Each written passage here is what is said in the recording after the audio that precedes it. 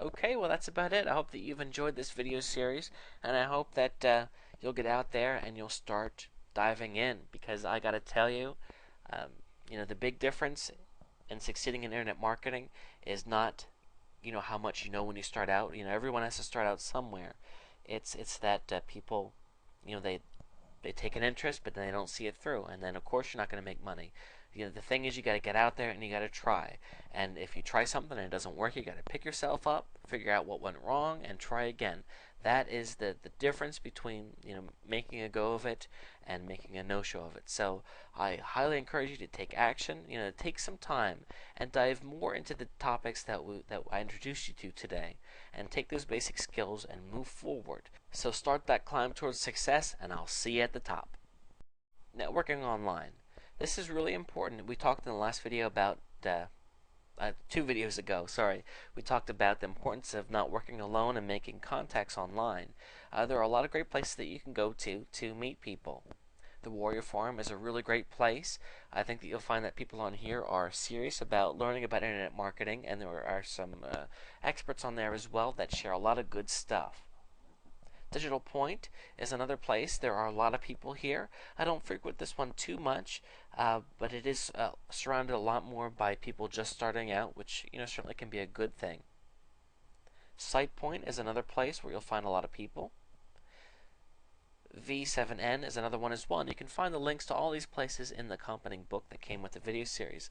One bit of caution, you'll find a lot of people promoting internet marketing products on these sites, and just be careful, because there certainly are things out there that will make you money and work for you, but there are things that people out there that are less than honest too. So just be careful, because unfortunately there are some people that have less than good intentions on places. So look for things like reviews. Somebody's selling something. Are the people saying that it's good, or they never heard of it? Is this person credible? Things like that. But just go on there and start sharing. Don't be afraid to ask questions, and as you move forward, answer other people's questions. And then if you see people doing things similar to you, you can private message them and start to chat with them. I've made my friends by talking to them through instant messenger after I've conversed with them a bit on the forums. So, and that's why I find the relationship really builds when you start talking to people like that. So that's how that works. And I think that you'll find that if you reach out, a lot of other people are very receptive, and they're looking for the same thing as you too. So there's nothing wrong with a few people working together to head towards success. The importance of setting goals. This is really, really important. The thing about internet marketing is that you don't have concrete goals set for you like your boss may do for you. So it's going to be real important that you do things for yourself. I got to tell you, one of the biggest problems that I have personally as an internet marketer is that sometimes I just get in a mood where I spin my wheels. I'll just be going from one thing to the next, and what I've found is that when I do not have a clear action plan, I do not make the best use of my time. So what I try to do is start the week off by making a to-do list, and I write everything down, and then of course as I do it, I'm able to move forward. It keeps me focused, because I'm also able to look and feel good about the things that I got done as well. So when you set goals, you want to make sure that they are realistic. If you create too high of a expectation, then you're not going to meet them, and then you're going to be it's not going to be good. You're going to be disappointed with yourself, and you don't want to set yourself up to fail. So make sure that they're realistic. It's certainly okay to set a goal for how much money you want to make. Now, it's hard to, especially in the beginning, to be realistic, because you haven't done this before. You don't know. But once you start to make money, think to yourself, what do I need to get from this point to this point, and then set a goal for when you want to be there, and think about realistically what is it going to take to get to that point. So you kind of work backwards in a sense. So the most important thing is that you hold yourself accountable and come up with some sort of plan of action and stick to it. The newbie pitfalls. Okay, starting out, there are some crucial mistakes that people can make that can bring about an end to your internet marketing career. And I don't mean to scare you. I just want to tell you how it is, because I want you to succeed. So knowing that, let's talk about some common things that people fall into.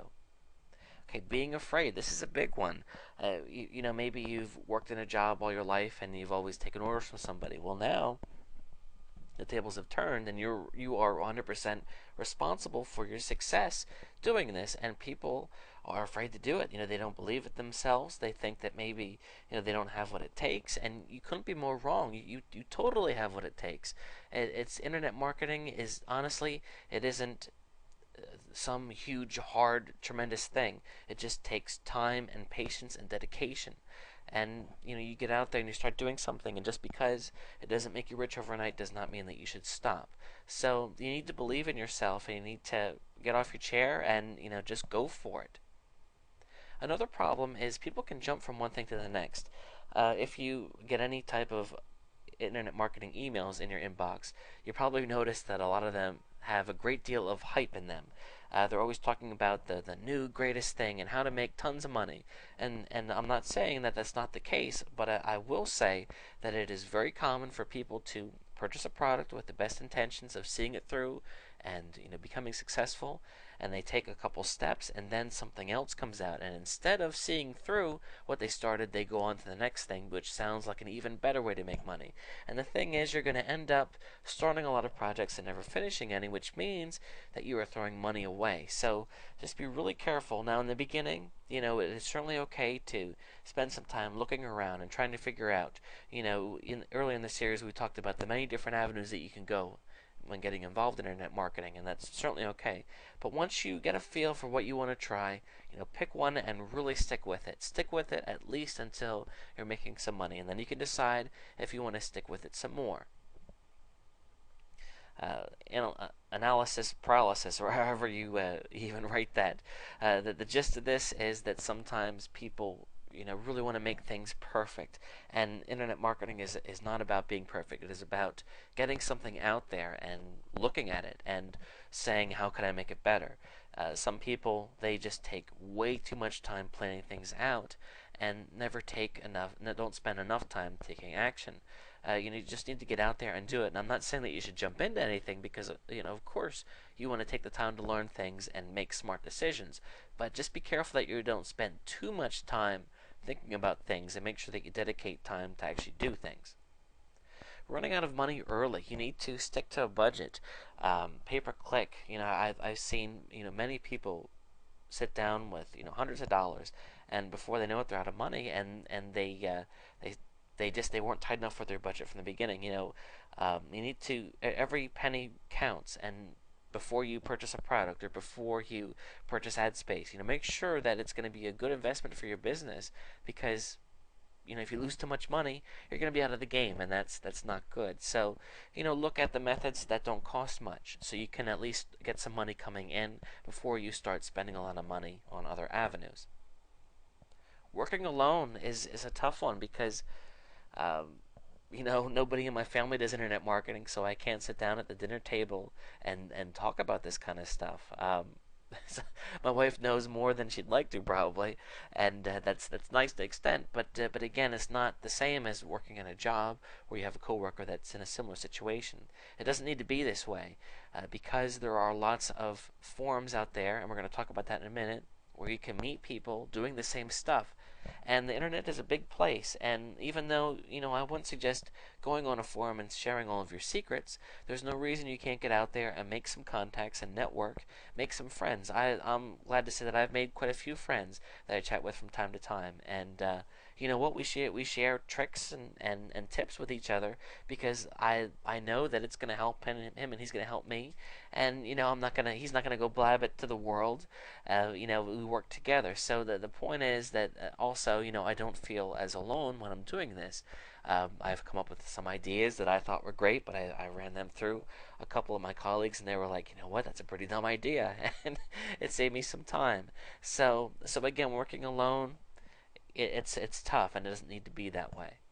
So I hope that you take these things to heart, and in the next video we're going to talk about the importance of setting goals for yourself. Tool number 5. Developing a marketing mindset. Before I cut you loose, I wanted to just spend a little bit of time about talking about getting in the right mindset. You picked up this video series because you're new to marketing, and I just think that it's very helpful for someone new to know a couple things about this industry, because this industry is quite a bit different than other things. I'm sure that many of you have jobs and you're used to working 9 to 5, sitting down at a desk or whatever. And internet marketing is a bit different because you don't have a boss standing over you. Um, you're not working with a team a lot of times. You're working on your own. And sometimes you can work on a project and not see the benefits of it for a while. So it's quite a bit different than going to work and doing whatever and getting a paycheck. It's very different. It can be very rewarding also, but unfortunately sometimes things don't go like you hope they would. So my hope is that I can share some of my wisdom with you, I guess if you can call it that. I have been doing this for a long time, so I can share with you some missteps that I took in the hope that you won't take them, and just kind of give you some helpful advice as you move forward on that internet marketing ladder. I'll see you in the next video. Understanding meta tags. I want to talk a bit about the section of a web page that the search engines see. These are known as the meta tags, and of course, if I show you here, that's between the header section here, and you're going to go out and find that just about every page, if the webmaster's smart, they've done their meta tags because you're foolish not to. So let's talk about the first one, the title tag. This is possibly the most important part of your page because it's a big deal. The title of your page is kind of like the title of a book. It's representative of what the book is about. So simply put title and then the title of your page and then the ending, the closing tag. So let's go ahead and do that. Let's put a title in here. Actually, it's already in here. So right there, title. And then just put it here. This is the title of my page, and then close it with that. And that's it. That's the title tag. Now we go to the preview, and you don't see anything. Actually, the title of a page does appear in a browser. Let me go ahead and show that to you. The title is what appears right here. So the title of this page is How to Train a Dog, and then so forth. So when you do a search on Google, oftentimes, not always, but oftentimes, what comes up here is the title of the page. So there you go. Title certainly is important. Okay, moving on. Let's see here. Description meta tag. This is also important, not as important as the title, but still important. This is a chance for us to describe what the page is about. And this is the code that you use. Meta name equals description, content equals information on dog training includes help with barking. That was the description that I went ahead with. So what I would do is I would just take that, copy it, and then paste it right into my page, which could be, I could have it be right here. Keywords meta tag. This is also another chance for us to tell the search engines the keywords that are important in this page. Oftentimes, if you're trying to rank for a keyword phrase, you certainly want to make sure that you put them in here. The coding, again, is just meta name equals keywords, content equals dog training tips, dog training information, and whatever else is relevant.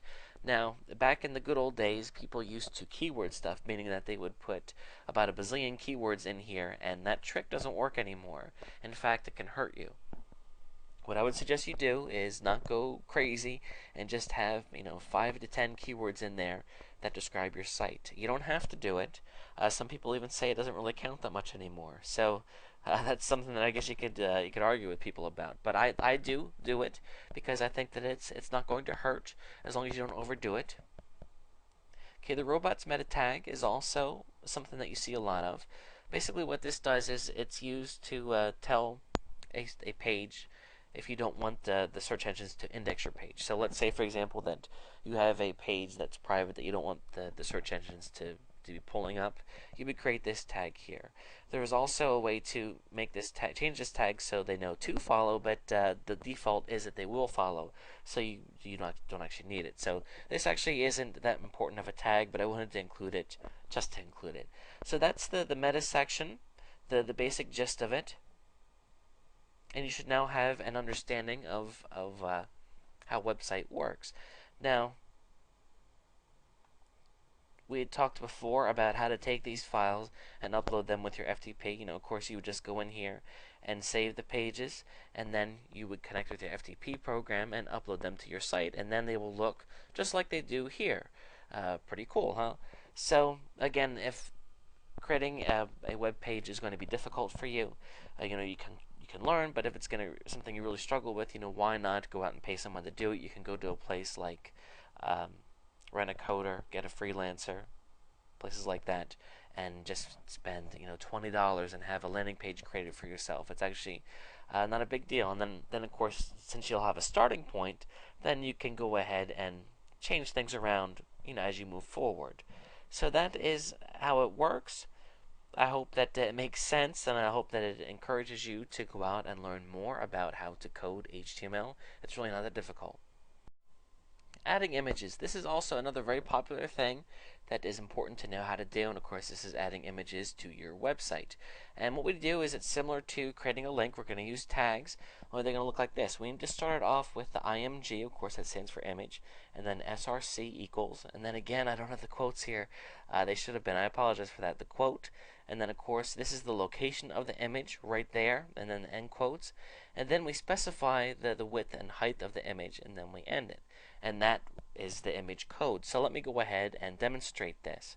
I'm going to go ahead and put an image in here. I'm going to add another break and another break just to create some line space. I'm going to start it with the IMG space SRC equals, and then the quote, and then the location of my image, which actually, yeah, right there.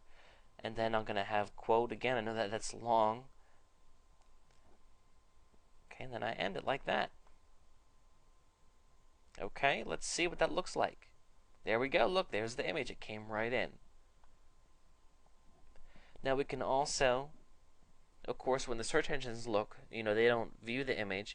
They just read what the image is. We can also add what is known as the alt tag, where we can write what it's about. So I could put dog obedience training. That could be a description of what the image is.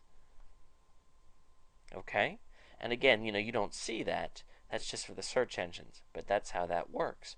So that is essentially it. Again, the code is in the book, but that's how you create an image. It's not that hard. And one thing I didn't do there was I didn't specify the height and width. Let me just go ahead and show you that. If you don't specify it, it just goes ahead and takes the image at whatever size the actual image is. But if you wanted to change it, make it smaller. Let me go ahead and do that. We're here still in this tag. I'm going to go ahead, I'm going to put height equals 100. And then I don't need to put the width because it's going to scale it. So to make the height, to take it down to 100, it's automatically going to have the width, to scale. Now, if I wanted to stretch the image, then I could have it, let's see, I can make the width 100 also.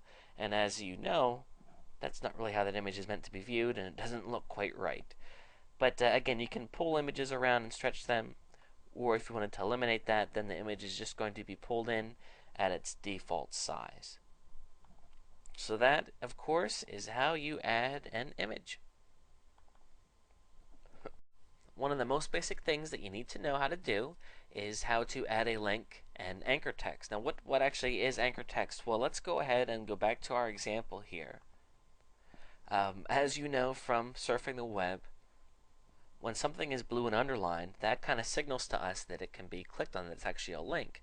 And what happens is we need to specify in the web page two different things. We need to specify, when somebody clicks on the link, where is it going to take you, and also, what does the link say? So that's what we're talking about. When I click on this, I am not taken to a place on the net called Puppy Training. I am taken to this page right here. So how did the website know to do that? Well, it's in the coding. So that breaks down to two things. Of course, we have our link, and then the text that appears that's clickable, that is known as anchor text. Anchor text is actually really important because it tells the search engines what the page is about. It also tells the visitors too, because for example, if I'm looking to learn more about puppy training, obviously this is where I want to click. So whatever anchor text you use to create a link, that's going to send the signal directly to the search engines that is what that page is about. So let's say, for example, that you want to rank for the phrase best puppy food. Well, then, of course, you want to make sure that you use that text in your link, and that's how that works. So how, of course, do you do that? Well, I'm going to give you the code here.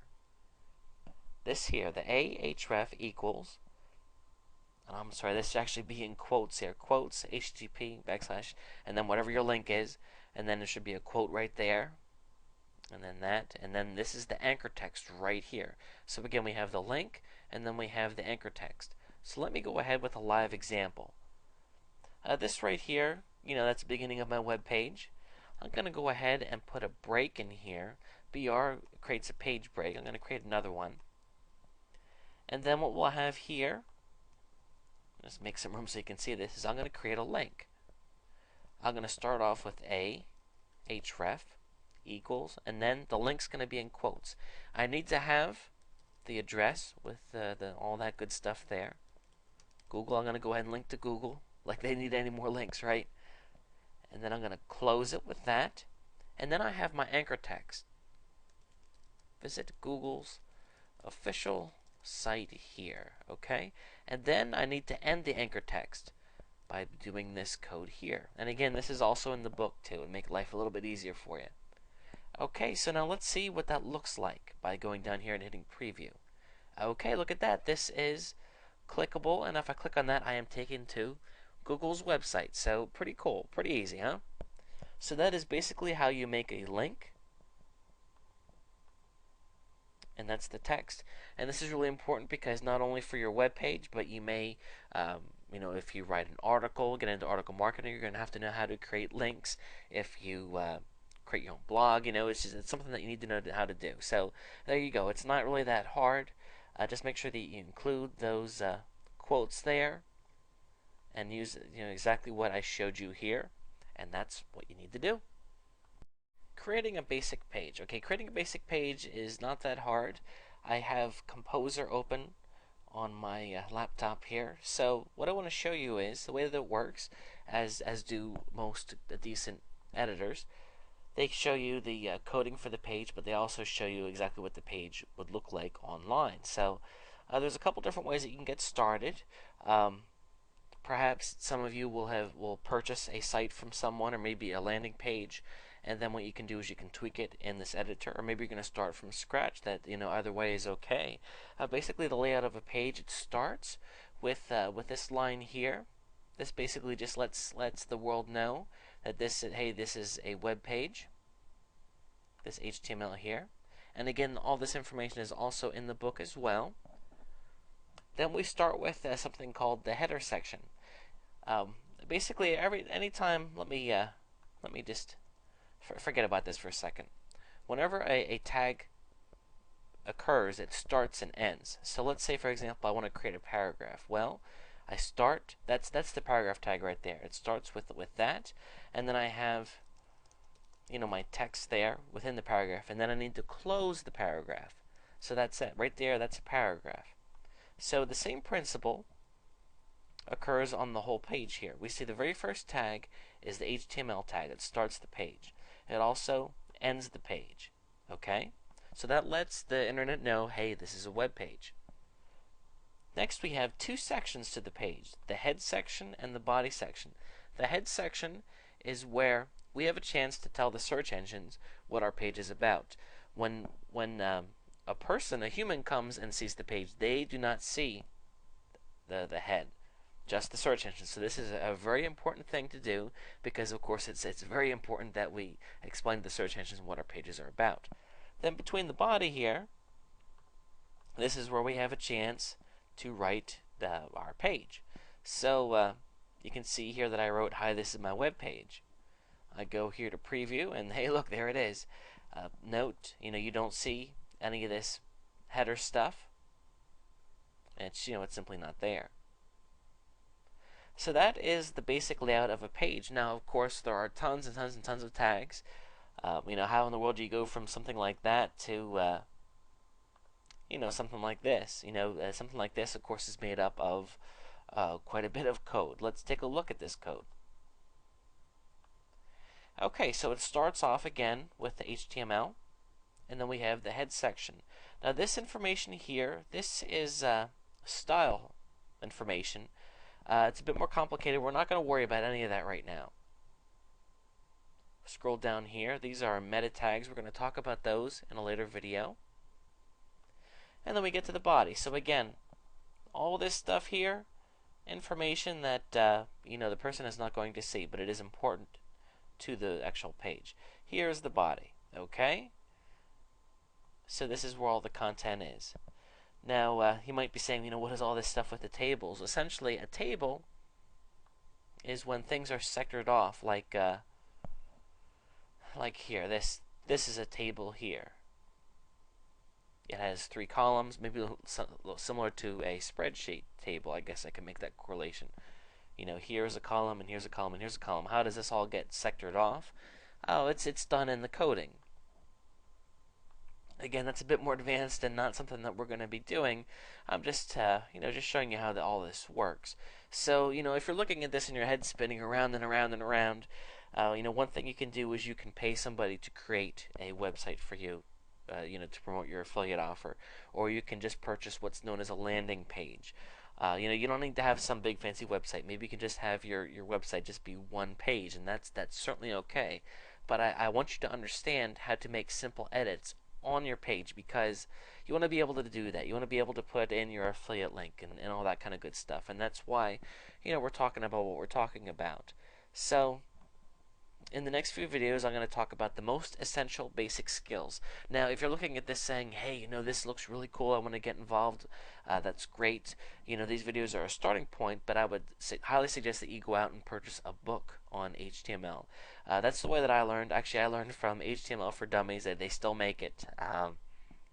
Because honestly, it's a really good thing for somebody starting at the beginning, because it's of course all the information is online too, but I found it difficult to try to build my site and then go back and forth to the teaching materials, whereas I had the book sitting next to my computer and I was able to reference it whenever I wanted. It just made life a little bit more easier for me, so that's why I'm suggesting it to you as well. So again, you can get around this by paying someone to design things for you, but it is really smart to have the basic skills under your belt, which is what we're going to talk about in the next few videos. I'll see you there. Getting started with the HTML editor, I wanted to talk a bit about how web pages look. Essentially, let's just take a look at an example here. I'm just going to go to Google and randomly pick a site. Okay, how to train a dog. This is how the site looks. To you, however, this page is actually made up of something called HTML, which is actually code for web pages. And this is what the code looks like, okay? So you can see here that there's some stuff here, some gibberish, I guess you could say, and then we have the text that you see in the page, but then there's these tags that tell the web browser what it is. For example, this P here stands for paragraph, and that lets the web browser know that this is a paragraph, or H1 that lets the browser know that this is a header. So, like a professional dog trainer, if we go back to the page here, you can see that this part is bigger because this is the header. So the reason that all these words look the way that they do, of course we have some bullets here and images and all that stuff. The way that the browser puts it all together is by looking at some code that's in there. So what we need to do is we need to get an editor, because of course I don't expect you to sit down and start writing code from scratch like this. Fortunately, there are tools known as HTML editors where you can look at the page like this rather than looking at it like the crazy code. You can actually get to see both, so that way as you change the code you can see how it looks, and that makes creating web pages and editing web pages a heck of a lot easier. In fact, it's not really that hard at all. So the most popular editing program is Dreamweaver, Adobe Dreamweaver, and it is excellent. That's what I use. However, it does cost quite a bit of money. So what I want to suggest to you is that you pick up a really nice free program that I've also used called Composer. It's available at composer.net. You just go there, and again, this is free software,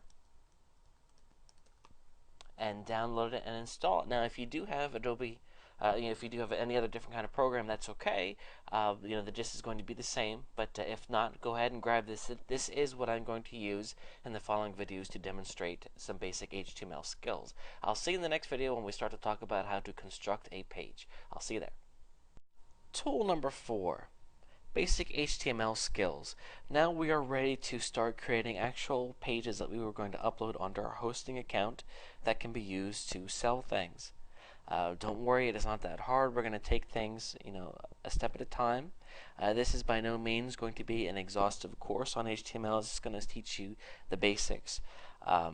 So let's go ahead then and get started. Of course, you'll also want to refer to the accompanying book. That'll also have the code, a bit more laid out. HTML is it's a coding language, but I don't want that to scare anyone because actually it's very, very simple. Most of HTML is going to be just whatever text appears on your site. We just need a few tags to help separate what is going to happen with words on the page. And we're actually going to use an editor that again is free, that has the ability to display what you see is what you get, which means that we're not going to have to sit down and write all this complex code. We're going to be able to edit things as a web page would look. So that might not make any sense, but bear with me and open up the next video and you will see what I mean and how easy this really will be. I'll see you there. Understanding FTP. FTP stands for File Transfer Protocol, and essentially what it is it is a program that allows you to take files on your computer and upload them to your hosting account, which is your website. If you're an experienced webmaster, you may already have an FTP program that you paid money for. QFTP is the most popular, and I use that. But I also use a program called FileZilla, which is free, and I can certainly recommend it because it's really nice, especially for being free. But don't let that fool you because it actually has a lot going for it. You can download it here at this location. And I'm going to go ahead and show you how to take files from your computer and upload them to your hosting account through FileZilla. Now, in the later videos, we're going to talk about how to actually create the files. So for the time being, you're going to have to pretend that you already have the files, or come back to this video later once you have them. So let's go ahead and open up FileZilla. Once you download it and install it, it's a pretty painless procedure. Once you have it, I'm going to show you what to do. Okay, so here we are. I have FileZilla opened up, and basically what's going to happen here is there are going to be two windows. The one is my computer, and the other is going to be our host. And what we need to do is we need to transfer the files from one to the other. So the first thing I want to do is go ahead and find whatever files I want to upload to my website. I find them on my actual computer. And there they are. Let's pretend those are the ones that I want. And then I'm going to go ahead and enter my information here that you should have from your hosting account, which would be, of course, your domain name, and then your username and password, whatever you need to be able to access your account. So I'm going to go ahead and connect to one of my hosting accounts.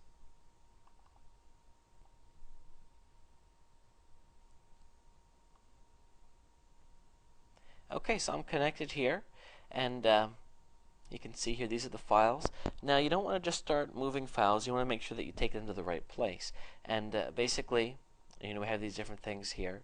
Public_HTML is what we want to concern ourselves with. I was fooled the very first time I did this. I went to www. That's not what you want. You want this. I'm going to go ahead and double click that, and there we can see all the files that I already have on there. Which if it's a new account, it might be blank. So to move a file over, you just take it and you drag it over and drop it, and then it transfers over. Oops, sorry, you can ignore that. So it transfers over. So of course you can highlight multiple ones or even folders, and then move it over, and then it just goes over. You can also take it, and it works the other way. You can move files from your website back over to your computer. So what will happen then is, we'll move them, and we can take these files on our computer and then edit them with an HTML editor, which we're going to cover in just a minute. And that's basically how it works. And FTP is not hard. This is a great way to update and change your site. And again, it doesn't cost anything, so you can't beat that as well. So the next thing we need to do then is figure out what in the world, how are we going to come up with actual HTML files. Don't worry, it's not that hard. We're going to go ahead and start at the beginning with that too. So that's how FTP works, and I will see you in the next series of videos to talk about how to create some basic web page files. I'll see you there. Understanding cPanel. I wanted to talk a bit about cPanel. Depending on what host you go with, you may or may not have cPanel. cPanel is probably the most common web interface. Your hosting account is going to have management software to help run your host. So think of it kind of like if you have a Windows computer. Windows, of course, is your operating system. That's essentially what cPanel is. So I just wanted to take a few videos and share some things about cPanel with you on how to do some things. The hosts that I recommended that you use, that just a couple that I threw out to you, they all use cPanel. So if you want things to be as easy as possible, go with them. Of course, if you don't have cPanel, you have something that's similar to cPanel, and you can still watch his videos and take something from it because, of course, they're going to be similar. Okay, here I am. I am logged into the cPanel of one of my hosting accounts. I just wanted to go through the most common things that I think that you should know. One of the really nice things about cPanel is that there are actual video tutorials. So even though I am a starting point for you, you can go through and view these as well, done by cPanel themselves, which is actually really cool. They didn't have to do that, and they did, so that's nice. Okay, so let's go ahead and start here. Email accounts. This is where we can set up the email accounts for the host. What this means is that for every host, every account that you can have email accounts underneath it. And when you sign up for your hosting account, you were given specifics, how many emails you can have per account. So make sure that you're aware of that. But let's say you can create your emails to be whatever you want. So it could be your name, and then you create your password, and bam, you have an account. And that's it. Once your accounts are on here, then you can go to webmail to check them, or you can set it up that you can grab them through Outlook Express, your whatever mail program that you already use, you can take from that. Of course, if you have your own business, you want to have an email account that's on your site, of course, and that's how you do that right there. Spam Assassin, those are your spam settings for your mail accounts. You can also set up forwarders, meaning two different things. With this, it just means that you can go ahead and if somebody sends you mail to your account that you created, you can go ahead and have it forward somewhere else. You can even have it forward to an email account that is off the site. So that's also really cool. You can set autoresponders for your email too. If somebody writes to you, that you have something right back to them. Okay, let's move down here. File Manager. This is actually really important. If you ever wanted to upload files or pull files down from it, you can do it this way. We're going to talk in the next video about FTP, a way to upload things a lot easier. But let's just say, for this sake, if you wanted to do it this way, here we go. And it goes ahead and it shows you all the files, and from here you can download files, you can edit files, all different kinds of things. Kind of like similar to Windows File Manager. You can look at your disk space usage. You can also create FTP accounts. Logs. This is helpful stuff. You can take a look at the latest people that have been to your site. I like to use AW Stats because this is a really nice stats program. This is a domain that I really don't use, so there's not going to be many people that have came here. You can see I started it with good intentions but didn't really do anything with it. But you can go ahead and these stats break things down. You can see how people found your site, and how long they were on each page, and how many people came on what day. It's pretty cool stuff, and certainly important if you want to study how well your site is performing and where people came from, and of course why. You can also download your stats to analyze them in an external program. You can also password protect things. We can create subdomains, add-on domains, redirects. If your hosting account came with databases, here is the MySQL database, which is really important. And then we have software here. Oftentimes, even if you don't have Fantastico, which this account actually doesn't, even though I told you you need it, how about that? Here we can do things like set up a clock or a guest book.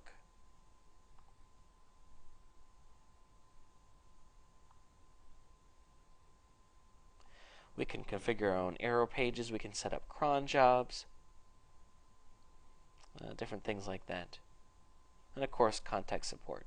So that's essentially cPanel and how it works. I would encourage you to get in there and get comfortable. In the next video, we're going to talk about, once you have your website files, how do you get them onto your hosting account? And even though you can do that through File Manager, I'm going to suggest that you do it with an FTP program. It doesn't cost anything, and I will see you in that video. I'll see you there. Configuring your domain name. Okay, after you have chosen a host and signed up and paid, your hosting account is activated. Sometimes it's immediate, sometimes it takes a couple hours, maybe a day. You should be sent information on your name servers. What we have to do is we have to link our hosting account with our domain name. So what you need then specifically are your name servers. If you cannot find it, typically it is in your welcome email, but if you can't find it, just contact support. That's what they're there. They're here to help you. Say, hey, listen, I need to set my name servers, and what are they? So they go ahead and they send them to you, and then you need to take those and go into where you register your domain name and change your name servers. That's what I'm going to show you how to do in this video. So I'm going to assume that you registered at GoDaddy. If you didn't, that's certainly okay, but that's going to be what I use for the example. Okay, I am here logged into my GoDaddy account. I apologize that some things are blurred out, but I don't want to reveal everything. So what I'm going to do is I'm going to go ahead and I'm going to click on one of my domain names. Just go ahead and click on it. And you can see here there's a whole bunch of information. Down here in the bottom left is where it says name servers, and this is what I really want to be concerned about. I'm going to go ahead and click Manage.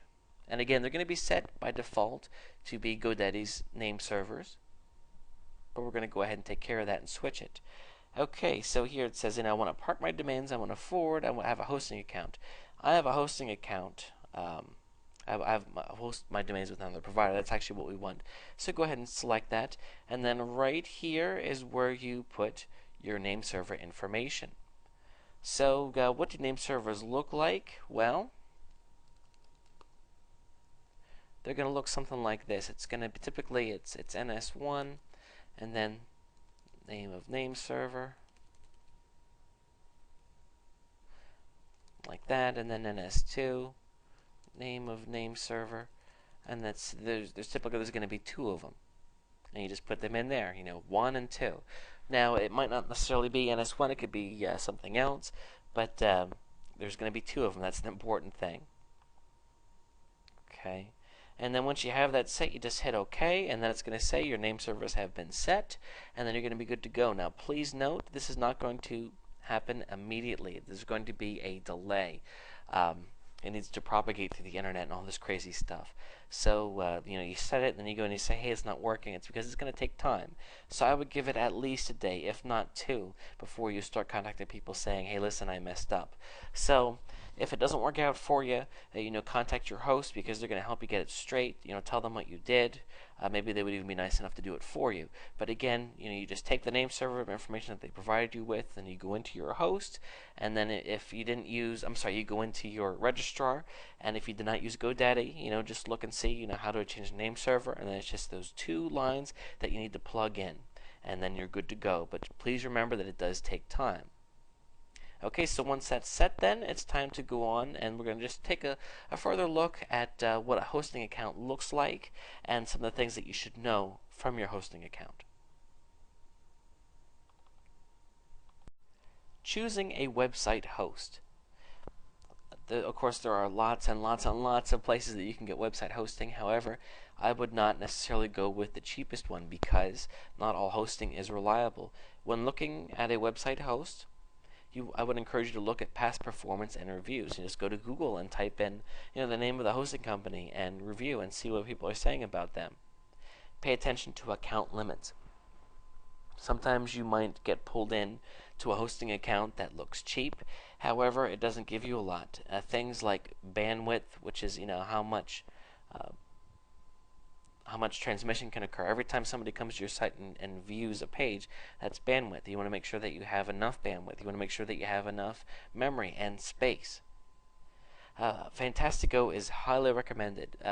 Fantastico is a tool that comes with some hosting accounts that makes life a lot easier. I hope that you pick a hosting account that has Fantastico because it makes life so much easier. For example, WordPress is a very popular way to set up a website, and Fantastico will do it automatically for you. It automatically creates things like bulletin boards, image galleries. It's a really nice tool, especially for someone that doesn't know a lot about what they're doing, and it's a standard with many hosting accounts. Make sure it can expand with your needs. Perhaps you're going to get a hosting account that's just has space for 5 websites. Well, a couple months from now you might want to add 5 more. Does that mean that you have to move everything? I sure hope not. I would hope that your hosting account can expand with your needs, which most major providers can do. A decent support and uptime. You know what? This probably should have been the first thing because it's really important. You could have cheap hosting, but if it's never online, that's not good. Now, I'll tell you what. I've dealt with some hosts for years, and every once in a while, my site does go down. It does happen. Most of the time, they claim that the sites are up 99% of the time, and if you're online all the time like I am, you notice that 1%. So it does happen, but you hope that it does not happen very often because time is money.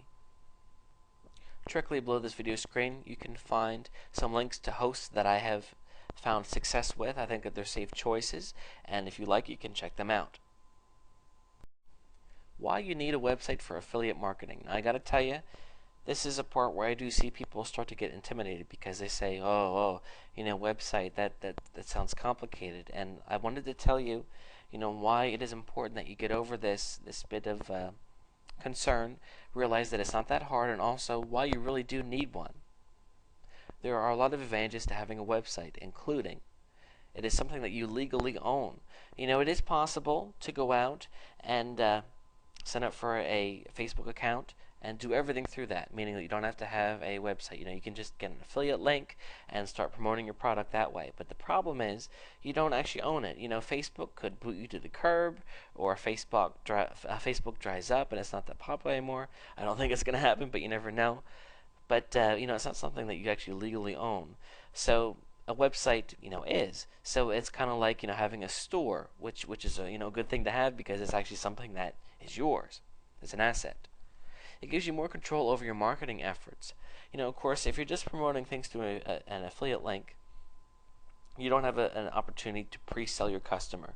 Pre-selling is very important. For example, let's say that I am looking. Let's going back to this example here. I am thinking about purchasing Doubling Stocks, which is a program to help you make money from the stock market. So I type in Doubling Stocks review. And what happens is these reviews come up, and this person has a website, and they wrote a review for Doubling Stocks. And actually, it skipped me past the review. Let's look at something else here. This person here wrote a review for Doubling Stocks. So I'm thinking about buying it, but I come to this site, and then certainly, I read this information, and it compels me to purchase it. So what happens is, I came to the website already thinking about purchasing it, but the website turned the tide. It convinced me that I do need to purchase it, and then of course I go and purchase it. So having a website, gives you that ability to pre-sell someone. It gives you the ability basically to do whatever you want. It allows you to gain a footing in the search engines. If you are just promoting your affiliate link, then of course you're going to get sales, but you're not going to get any search engine results. If you have a website, you can promote your website, and then of course you'll get sales through your website. But what will happen is, it's more work at the beginning because you have to, go out and tell everybody about your website. But ideally, over time, you'll start to rank for terms in the search engines, and then you're going to get traffic that way. And then before you know it, you're making money without doing much effort, which is really, really nice. It allows you to pre-sell affiliate products, which I already mentioned. It also gives you an asset to your business, which I also already mentioned, but I think you get the gist here. Having a website is really, really important, and I strongly encourage you to go ahead and do that. It really is not that hard, as you will see in the next series of videos. Registering your domain name. Okay, now I want to take you through the process of registering your domain name. I am here at the popular registrar GoDaddy.com, And you saw earlier how I typed in some ideas for domain names. Let's say that I decide that I want to purchase my dog training help. Okay, I'm not saying it's the greatest domain name, just using it as an example. I'm going to go ahead and check it. I'm going to here add and proceed to checkout. Now here is the most important thing you should know about buying a domain name. They're going to try to upsell you about a bazillion extra services. Now you don't have to take them. When I said that a domain name is $9, $10, $11, I meant it. However, they are going to try everything they can to get you to buy more. You do not need it. So I want you to follow along with me as I go about things. First, I'm going to go ahead. I already have a GoDaddy account, so I'm going to go ahead and sign into it. But if you don't have one, you can just go ahead and fill in your information here. In fact, I'm just going to make up information. I'm going to pause and do that. Okay, and if you're at a different registrar, of course the screen's going to look a little different, but the gist is going to be the same. We can see here that from the get-go, they want me to register the domain for 2 years. I'm going to suggest, especially just starting out, you don't need 2 years. 1 year is fine. So go ahead and change it to 1 year. Sometimes I've even seen them have it be at 5 years by default. So make sure that you check this stuff. It stinks that they're going to be a little deceptive like this, but that's how they are. Mike Jones, that's the name that I made up, for this video. So. Okay, domains in this order. You can hit this just to see. There it is, my dog training help. Contact information, which is what I filled out in the last step. Okay, do you want your domain to be certified? I would not worry about that. Uncertified. Add hosting to your domain. Okay, in a later video series, we're going to talk about hosting. If you want, you can have your hosting through GoDaddy too. It is going to make things easier to have the hosting and the domain under the same roof. However, you're not necessarily going to get the best pricing. So keep that in mind. The videos are going to take you step through step on how to work with, domain registered at GoDaddy and then hosting through somebody else. So I won't worry too much about that. I'm not going to check on any of that. They ask if you want private registration, meaning that by general, whenever you register a domain name, anybody can go and see who the domain name is registered to, kind of like a car or a house. If you want to, you can have your domain registration be private, meaning nobody can see it. You can do that if you want. Of course, it costs money. Surprise, surprise. But I don't think it's necessary, unless you have something to hide. And if you're creating a business for yourself online, it's not always the best idea to hide something. So there's additional things here. Again, you don't need any of it. This extra stuff here. I just go ahead and I say, no thanks, I'm ready to check out. Please stop trying to sell me stuff, because if you don't, they're going to try to sell you even more stuff. Okay, now, review the shopping cart. Here we are. Actually, somehow I got 2 in there. Oh, I'm sorry, just 1. They're trying to trick me again, because they're saying, hey, you know what? You're getting the .com. Why don't you get the .org and the .net too?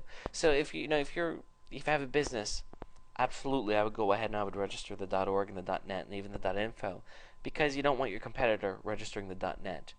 But if you're just starting out and you're creating a site, to promote a dog training offer, I would not worry about it. Even if they're going to give you a discount, it's not really a deal, trust me. Okay, so there it is. This is just going to cost me a little under $11. And then I can pay with my credit card. I can also pay with PayPal, which is pretty cool. That's how I do it.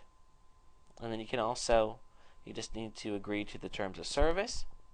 And then you hit continue with checkout, and then you pay for it, and that's it. It's yours. Now, by default, after you purchase it, your domain is going to be, it's called parked at GoDaddy, because you see your domain is the way people find you. When people come to your domain name, your domain needs to send them then to your website. So the two need to be hooked together. So after we get our hosting set up, we're going to come back and I'm going to show you how to get your domain name hooked to your hosting. So as of right now, we're just purchasing it, and in the meantime, your domain is going to be parked at wherever you registered it. So if somebody goes to your domain name, it's just going to say this domain is parked at GoDaddy, blah blah blah. So that is how you go about and you purchase it. You want to, of course, keep your login information so you can access your account later, which you will need to do once you get your hosting set up. So that's it. That's how you go ahead and get a domain name, and I'll see you in the next video. Brainstorming domain names. Okay, so you've started to dabble a bit in affiliate marketing and you have an idea of the type of product that you'd like to sell. You need to come up with your own domain name so you can have either a website or maybe even just a small page about what you're promoting. So how do you go about doing that? Well, I would suggest that you brainstorm, that you think about possible domain names. I want to go ahead and show you GoDaddy is the most popular domain registrar, and it is who we're going to be using for example here. So let's say that I sit down and I come up with some domain names. I would encourage you to just write them down, and then you can come here and see if they're available. So let's say that I decide that I want it to be dog training. Okay, well, first of all, that is way too general, and unfortunately probably taken about 2 seconds after the internet went online. So it's not available. However, it's actually so general they didn't even give me they did give me some things that are available. Dog travel training, my pet training online. That's actually not too bad. So you can see how GoDaddy helps you. They say, sorry, this is taken, but here are some additional suggestions.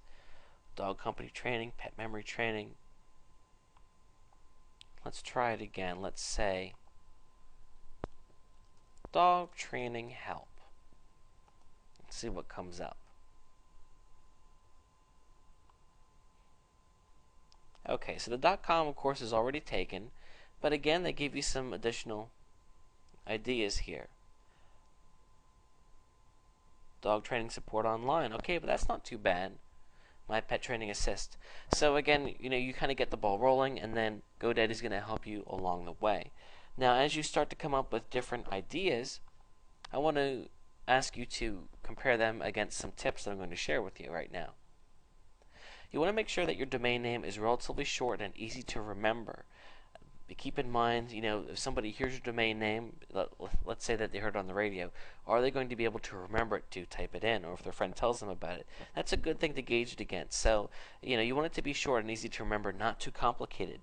Now, of course, dogtraining.com would have been ideal, but you know what? The really, really good domain names are taken, so you gotta be inventive, and you can't always settle for the best thing. So you gotta just do your best, to have it be relatively short and easy to remember. Does not contain numbers or hyphens. This is a big one. Sometimes you see domains written like dog-training-online.com because obviously dog training online was taken, but with the hyphens it's not. The search engines do not like hyphens. Hyphens are weird. They're hard to remember, or people won't, put them in, and then they're going to go to the wrong site. I would encourage you to stay away from hyphens and numbers. Now, if there's a number in your business name, certainly it's okay. But generally speaking, I would not suggest adding numbers, like you wouldn't want your site to be dog training 33 if there's no reason for it to be 33, because that's not going to fare well for you. Preferably a .com. This is really important. .com stands for commercial, and when you go to register your domain name, you're going to find that .infos are actually a lot cheaper. However, .infos are penalized a bit in the search engines. When somebody sees your site, or the search engines see your site, they're not going to recognize you as being serious because you don't have a .com. It's unfortunate, but that is the way that it is. .nets are okay. They're not as good as .coms, but they're okay. But how many times do you see a commercial on TV for something and it's not a .com? Keep that in mind. You want to make sure it's free from trademark infringement. I wouldn't suggest having a website that was something like Facebook Secrets, because Facebook does not like their name in other people's domain names because they own the name. So keep that in mind too. Is it a good representation of your website? Sometimes, I sit down and I try to find a domain name, and when the ones that I'm looking for are taken, I start to kind of go off to the left, and I might end up with something that sounds good, but it's not a good representation of what I'm trying to sell. So that's actually bad. So just keep all those things in mind, and brainstorm, come up with a couple, and then kind of narrow it down. Sometimes you might want to ask your friends or your wife or your spouse or whatever. What do you think about this? What do you think about that? And just think about it, because it is a name for your business. It is not something that's easy to change. You set up a site with a domain and you start to promote it. You do not want to change it down the road because you're going to lose some things. So keep that in mind and take some time. I won't fret over it too much, but come up with something that's going to be good for you. In the next video series, we'll talk about what to do once you have your domain name figured out. Tool number 2, finding and registering a domain name. Over the next few videos, we're going to talk about why you need a domain name and how to go about and register, because obviously if you're looking to get into affiliate marketing and you are serious about things, you really should get your own domain name. We'll talk about the one that you should pick, and of course how to register and all that stuff.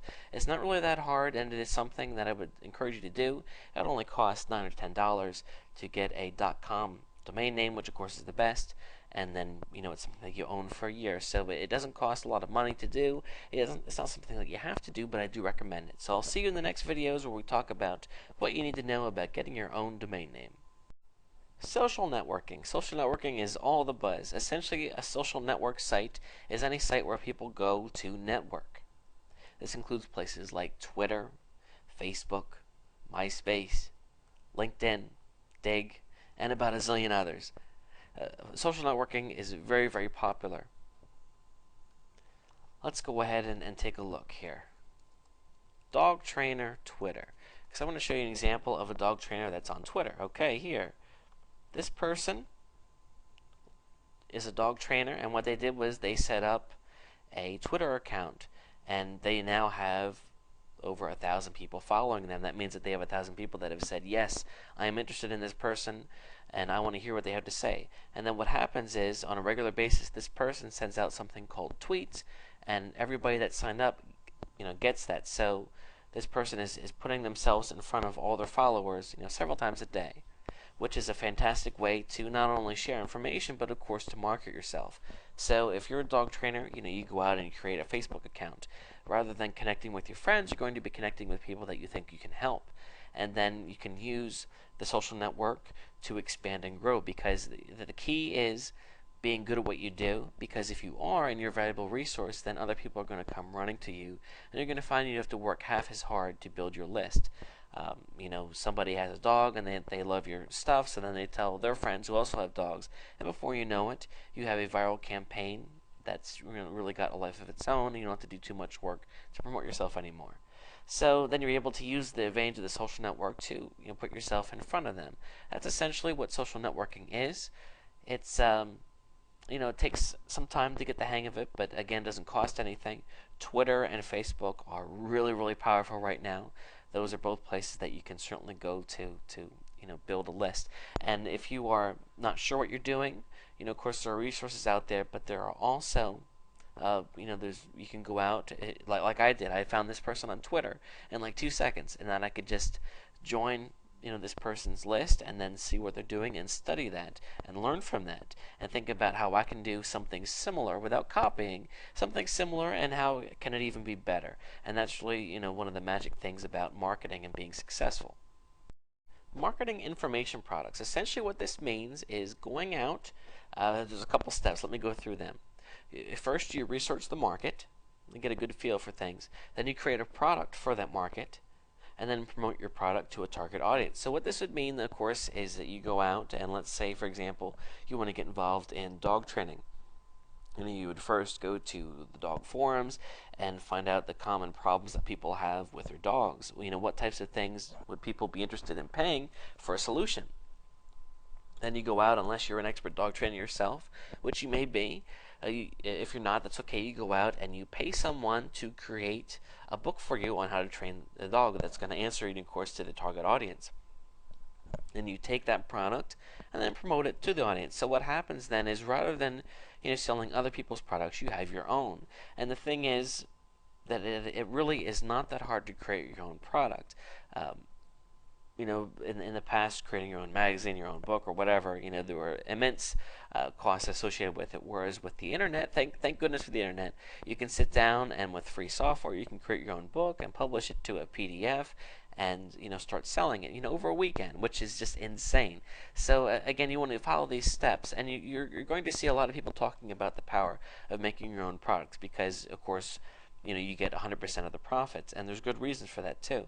Now I do want to say that again, this is more of an advanced thing. I would not suggest starting out doing this, because you might spend a lot of money for something that doesn't sell, and I would hate to be in that situation. So what people do is they start in a market selling other people's products. And when they see that the excitement is there, they go out and create their own products. So instead of getting commission, they're getting all of it. So that's essentially what the what the worth is of marketing information products, and of course creating them for yourself.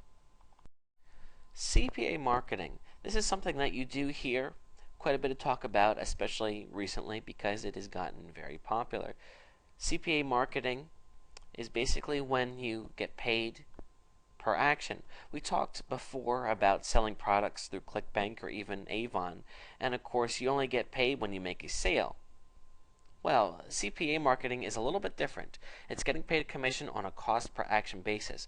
What this means is it's not necessarily a sale that you get paid for, it's a determined action. So let's take, for example, let me see if I can find a live example here for you. If I am looking to go to night school, okay? You know, I'm looking to go to night school online. Well, you're going to see that some ads come up because these people are trying to make money from your decision. And essentially what happens is, here, this one here, Education Connection. I'm going to type that in because I don't want those poor people to have to pay for me. And I'd suggest that you do the same. Okay, what happens then is I come here, and all I need to do is say, yes, I am interested in a certain school. So that means I don't have to get my credit card out, I don't have to buy an education. All I have to do is come to this site and then fill out a form saying that I would like someone to contact me about going to night school. And then voila, someone's going to get paid a commission on my lead. So think about that for a second. You know, we talked earlier about trying to sell a dog training series, and if somebody buys it for $47, maybe you get half or 2/3 or 3/4 or whatever. That's going to happen sometimes. But think about how much easier it's going to be to get someone just to agree to sign up for information. That's the excitement of CPA marketing, because all of a sudden it is a heck of a lot easier to get a sale. Now let's look at another example. I don't even know how to pronounce this right. Is it Asiberry? Is that how you say it? Is a very popular weight loss method, I guess I should say. It's it's an ingredient, and of course we have a lot of ads being ran for it. So let's go ahead and visit one of them. Let's look at here, weight loss reporting. Okay. What this person is doing here is they are trying to get somebody to sign up for a free trial of this weight loss program. So you can see here that all you have to do is pay for shipping. So again, what happens here is, rather than having to sell, if you were just selling the product outright, it could cost $60. But now this person, all they have to do is pay the $4 for shipping, and then bam, the person gets a conversion. Why in the world is a CPA marketing firm willing to pay you $40 for this lead or $30? Because they know that once they get the lead, you're going to have the chance to sell to them multiple times. So that's really the amazement, the excitement. There are a lot of places that you can sign up for CPA, places like Copiec. Hydra is probably the most popular one, but there are literally hundreds of different places you can sign up to be a CPA marketer. Now, I will have to say this, that CPA marketing is more of a next step type of thing. People often start with something like ClickBank, and some of the CPA places it's a little bit more difficult to get into. But still, CPA marketing really works out well, and I would suggest that maybe you start with something like ClickBank. Once you get a few sales under your belt, then you look into CPA marketing, because it really is, there's a lot of possibilities there, and it's a lot of excitement. Search engine optimization.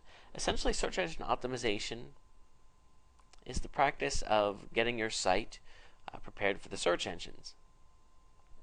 Let me move here to my definition. The process of improving your website to make it more search engine and visitor friendly. What this means is, if you go out there and create a website and throw it up there and hope that traffic's going to come, well, you're going to be a little bit disappointed, because it takes more than just getting your website out there. You have to make sure that it is optimized for the search engines, because the search engines have an incredible task in front of them. As you know, the internet has so much information, and whenever you sit down and do a search for something, if I do a search for, of course, dog training, uh, Google is going to return what they believe to be the most relevant results. So what this means then, of course, is that the site at the top is going to be the best site in Google's opinion on dog training. So if you create a website then on roller skates, or let's say how to roller skate, well, you're going to have the task of convincing Google why your site is the best. And in order to do that, you need to practice search engine optimization. Now, there are some things that we'll cover in some later videos in this toolkit, as far as how to apply search engine optimization to your page. But it's a variety of factors. It's writing your page in a certain way. It's taking the time to research the types of keywords that you want to rank for, and then kind of working backwards. It also means getting lots and lots of links to your site. In fact, many people argue that is 80% of the battle is getting a lot of links. So, and I found that to be the case too. So that's what it really comes down to, and that's what search engine optimization is. Article marketing. Article marketing is essentially creating and distributing articles to numerous places on the net where they will in turn be distributed to a wide range of webmasters and publishers. Okay, that's a pretty big sentence there. Let's go ahead and look at an example. E-zine articles is the most popular article directory. What happens is people go out and for free, this is a free method, create an account with e-zine articles, and then they just start writing articles about whatever they want to promote. So let's say, for example, let's just pick something from the front page here. A guide to avoiding car insurance tricks. Someone sat down and wrote an article that contains helpful information. So the goal here is that somebody is looking for car insurance, and maybe they're concerned, our company's going to be shady. How do I know I'm getting the best deal? So here we go. Here's the article. So because e-zine articles is a popular site, it gets a lot of traffic. So what means is you create an article and you can be assured it's going to get read by people. So here's the trick. People write the article. They're not just writing for fun. Hopefully they're not just writing for fun. At the end of the article, they have a chance to promote their own website or their own product. So essentially what happens then is, somebody comes here and reads the article and they say, hey, wow, you know what? This is a well-written article. I'd like to learn more, or I've decided that I want to buy this product, and there you go. So let's say, for example, that somebody comes to e-zine articles looking to read a review on a product, such as Doubling Stocks is a popular stock program. Okay, Doubling Stocks review exposed. What the others won't tell you. Wow, you know what? If I'm looking to buy this product, that's going to really catch me, and I'm going to want to read this article. So then, of course, the article is going to convince you why you need to buy the product, and then they will have their link to learn more. Or sometimes they might tell you why the product won't work, and then of course mention theirs. So there's another advantage to article marketing. These articles here, once you publish the article, you are giving others permission to copy your article and post it on their own website. But here's the trick. They have to keep your link with the article. So what this means is if you write a good article, you will find that it is then published on multiple sites across the internet, resulting in more traffic. So people do article marketing to get backlinks to their websites because, of course, you're going to have these links in there, but they also do it for traffic. What you also find is if you go to Google, because the article directories are so popular, when I do a search for a Doubling Stocks review, you will see that the very first result is an e-zine article. So what this means is if you do proper keyword research, which is, that takes some time to understand, but essentially if you target the right keywords, you can get them to rank in the search engines, which can really bring about a lot of traffic. And again, this doesn't cost anything to do. So it's certainly an avenue worth pursuing. So that's what article marketing is. The first method we're going to look at is the very popular pay-per-click. Often you see this abbreviated as PPC. Essentially, pay-per-click is defined by Wikipedia as internet advertising model used on websites in which advertisers pay their host only when their ad is clicked. Now, I went on and on talking about how you can get involved in internet marketing for free, and this is actually a paid method, so maybe I shouldn't have started off with it. But nonetheless, it's very popular, so here it is. Let's say that I go to Google to find out more about dog training. So I'm just going to go ahead and type in dog training. Okay, now a wealth of information comes up here. We see some natural search results here, and also some ads along the side. These ads are the pay-per-click that I mentioned. Essentially what happens is you can go out there today and sign up for something called an AdWords account. And what happens is then you create an ad and it is displayed. You choose whatever word you want it to be displayed for. And then what happens is every time this ad is displayed, it doesn't cost anything. What costs something is whenever somebody chooses to click on the link. So that means that if your ad is displayed 100 times and somebody only clicks on it 3 of those times, you're only going to pay 3 times. Now the cost that you pay can vary anywhere from a penny or 5 cents all the way up to several dollars. Things like mortgage rates, low mortgage rate, let's say here. These ads are top dollar here. And then, of course, we have things that are going to be much, much lower. So, it really depends. But essentially what happens here is this is very exciting because it means that you can literally get your information in front of the world right away. We talk about other things like building a website and doing search engine optimization. These types of things are going to take time to see effect, whereas with pay-per-click, you can get immediate results. The downside is that new people every day get involved on pay-per-click and spend a lot of money and don't make any money because pay-per-click is competitive and it can be rough. It's something that you do see people struggling with. So I want to encourage you to not start out with pay-per-click if you haven't done any of this before. Don't get me wrong, pay-per-click can be incredibly successful because once you have something that works, you can scale it and people make crazy money with it. However, it's complex and it takes experience and you really have to be good at selling things and to do this. Whereas with some of the other methods we're going to talk about, they're free, and if you're not the best at it at first, it's not going to be a big deal. But with this, if you're not the best, you're going to get eaten alive. So just a fair warning. But again, I want you to understand what exactly pay-per-click is. Now, of course, there are other methods of pay-per-click. We can go over to Bing, Microsoft search engine, and do a search for dog training, and you'll see that there are ads as well. Now, I'll tell you what. Everybody knows Google. Google is the most popular. It is the most expensive. Microsoft's pay-per-click program, you're going to find that the ads are cheaper. Of course, the traffic's going to be less too, but there's still a lot of traffic. Even places like Facebook have their own pay-per-click ads too. So it's a big universe, and it is certainly something that you may want to consider, and that's what pay-per-click is. Tool number 1. Popular internet marketing methods. Essentially, the next videos are going to take a look at individual methods that are performed online through internet marketing. We're going to be talking about things like article marketing, pay-per-click, social networking, and these are buzzwords perhaps that you've heard but didn't really understand exactly what they were, or you're interested in learning more about them. We're going to take it, we're going to break it down, and each video will explain exactly what it is. Again, you'd be surprised how many people don't know, some of these things, and that's okay. That's what this video series is all about. So again, if there's something that you already know, that's okay. Feel free to go ahead and skip forward to something that you don't know. I'll see you in the next video. What is affiliate marketing? Please note affiliate marketing is also referred to as internet marketing. Throughout the video series you might hear me say either or, they're pretty much the same thing.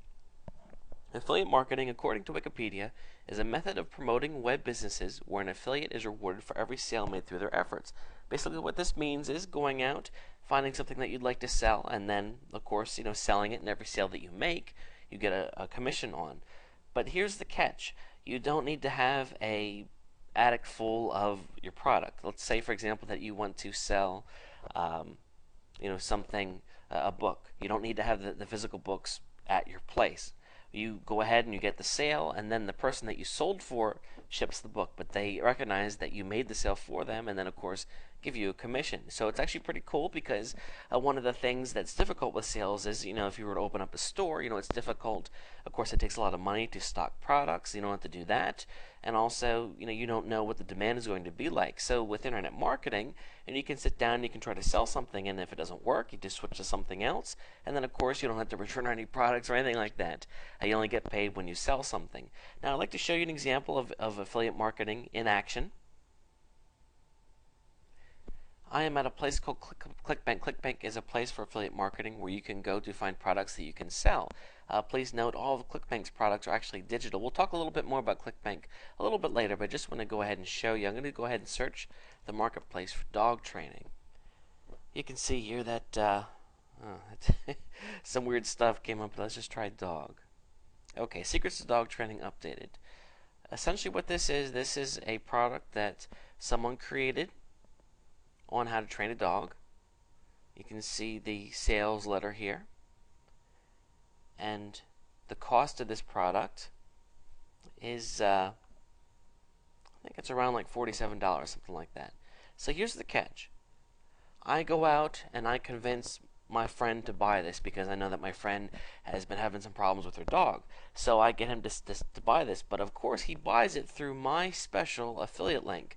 What will happen is my friend will purchase this, of course, for the $47. However, I will get 3/4 of that sale. Is that insane or what? 75% actually goes to the person that made the sale, which is me. So what you're going to find is with affiliate marketing, oftentimes the sales commission is very high. So what happens then is, you might find yourself, you sell a product for $100, you might get $50 from that sale, or $75 from that sale. Now can you see why affiliate marketing is so exciting? Because again, you don't have to do things like stock your store, and it's not that hard to get out and get set up. You can join ClickBank for free. We'll talk about that a little bit later. But once you get going, then you're all set, and you have your affiliate link, and you can start making sales. So that's essentially what affiliate marketing is. In the next video, we're going to summarize the advantages, why you absolutely need to be doing it, because it is a fantastic way to make money without leaving your home, and we'll talk about that in the next video. I'll see you there. Why you should do affiliate marketing. There are actually a lot of good reasons to do affiliate marketing. There are many advantages, including it doesn't cost anything, like I mentioned before. Of course, there are things that you can do that will cost money, and then you might see results come quicker. But I want to really emphasize that you can literally get started in this today and not spend a dime. You're limited only by your imagination. There are so many unique ways to promote things online, and if you were, for example, to sell Avon products, you're going to find that there are some limitations that you need to follow in how you sell. Whereas with a lot of things online, they kind of leave it up to you. Of course, you can't do anything illegal or shady or unethical, but again, you can do all these very exciting things. If you wanted to sell the dog product, you could go to a dog forum and just start creating an account and talking about the product, and you'd be surprised how well just that works, as simple as it sounds. Countless everyday people are successful with it. I want to really point that out to you, that you find stories all the time of people that do not have a formal marketing education jumping online and doing well. Now, it isn't as easy as it sounds. It does take hard work, dedication, and you have to keep at it. You're not going to get rich the first time you sit down. Believe me, I wish that was the case, but it isn't. But I really want to stress to you that just because you don't have any formal training in the past, you can get this going because it's there. There are tons of forums dedicated to helping other people, and you don't need to sink a mint into getting this education. You can just get out there and start trying things and learn as you go about doing things. You don't have to stock physical products. Again, if I was going to open up a retail store, I start to sweat thinking about all the money that it would cost to stock the store, the loans and everything. Whereas with this, you can sit down and you can join an affiliate program such as Commission Junction or ClickBank and have literally thousands of products right at your fingertips that you're approved to sell. You also don't have to ship any products too, because again, you just got to get the sale. That means that if something goes wrong with the sale, it's not your problem. That's the the person that providing the product. They have to take care of those types of things. So again, you don't have any customer relations. You just have to get the lead and get it to convert, and then you're set. You can sell anything you can think of, really. I mentioned ClickBank, but there are so many things out there. You could go to Google and type in, whatever it is you're interested in, and then affiliate. Let me go ahead and show you an example. Let's say that I'm into roller skates. Okay? Just going to type roller skates and then affiliate. Let's see what comes up. Okay, well, here you go. Here is Roller Skates Unlimited Affiliate Program. Okay, now this is the best example because they're only willing to pay you 5% of the total sale, but still you get the idea. There are literally, tons and tons of things that you can sell, and if there's a market for it, and it's something that you're interested in possibly, I can tell you what, there's going to be an affiliate program out there for it. All you have to do is look. There are many, many, many tools and resources available for help. I really want to stress this as it is very important. That you're not reinventing the wheel here. There is a huge community online of people that are just out there. They're trying to learn as well, and they're helpful in sharing advice. Places like the Warrior Forum, Digital Point. These are places where you find a lot of people just starting out. Easy to scale once you're successful. This is also an important thing to note. You find something that works, and then you can roll it out on a bigger level. So if you find something that's going to make you a couple dollars a day, then you need to figure out what to do to take it to the next level. Again, you're not going to start out in affiliate marketing and be making thousands of dollars on your first day. But the thing is, you get a sale, and then you find out what happened, and then, of course, you repeat that.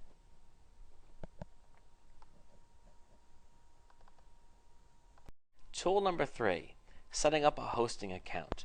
Okay, so hopefully you now have a domain name and you are looking to create a website. You need somewhere to put the website. So think of it kind of like you have a house, but you need somewhere to build it. When you build your house, you need somewhere for it to sit on. You need some land. Well, your hosting account is your land, because even though you may already have your website that you created on your computer, you need to upload it to a hosting account for it to be live on the internet. So that's what a hosting account is, and that's of course is why you need one.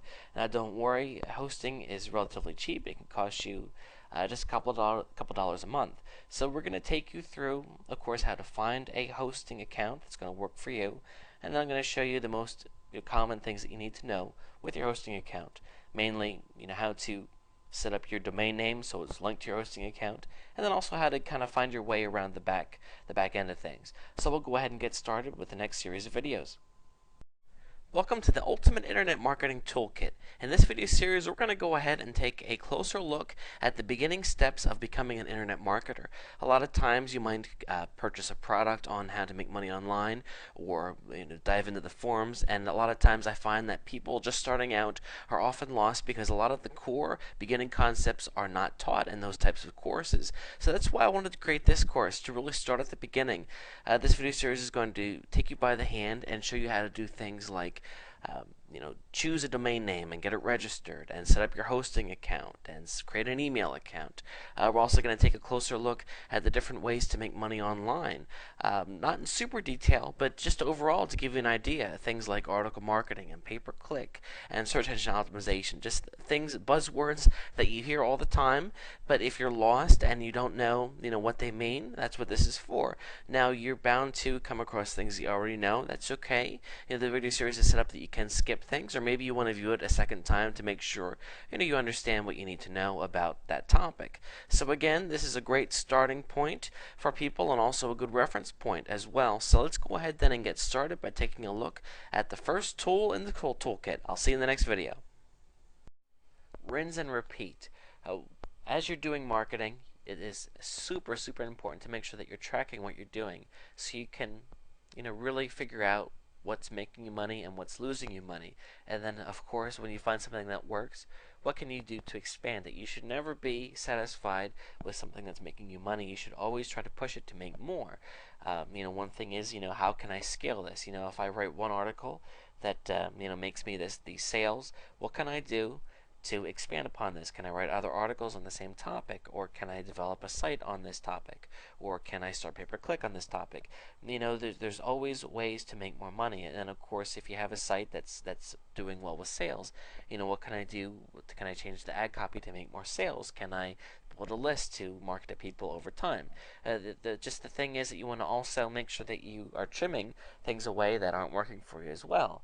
Um, you know, sometimes I find it hard to abandon a project that hasn't made me money, but I need to look at things realistically. And if I've worked really hard and it just doesn't seem like it's going to work out, then it's pointless for me to spend more time or money trying to turn it around when it's something that can't be turned around. So you want to be as objective as you can while still giving it the old college try.